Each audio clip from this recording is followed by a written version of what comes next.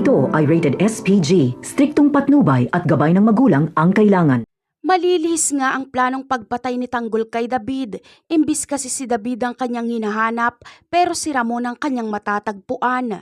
Dito ay one-on-one nga ang mangyayari kay Tanggol at Ramon, pareho ngang walang nagpapatalo sa kanila. Halos magpatayan na rin silang dalawa, mabuti na lang ay agad na dumating si Marites. At dito ay agad na sinigawan ni Marites si Tanggol at Ramon na wag itong magpatayan dahil mag-ama sila.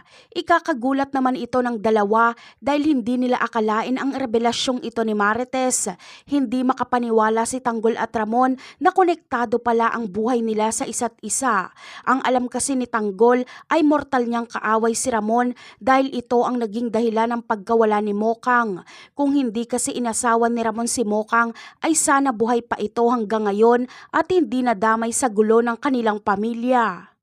Hindi man makapaniwala si Tanggol sa kanyang nalaman na ang kaharap niya pala ngayon ay ang ama niya ay wala siyang magagawa kundi tanggapin ang katotohanan.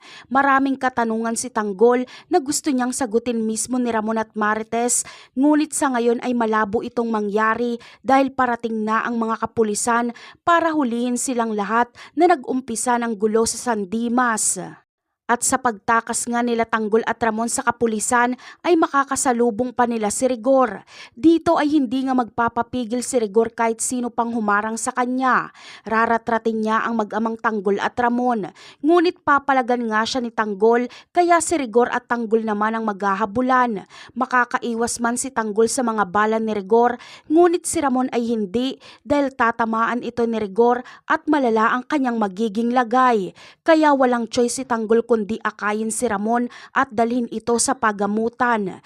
Ngunit hindi pa malinaw kung mabubuhay ba si Ramon sa tinamo niyang mga tama mula kay Rigor.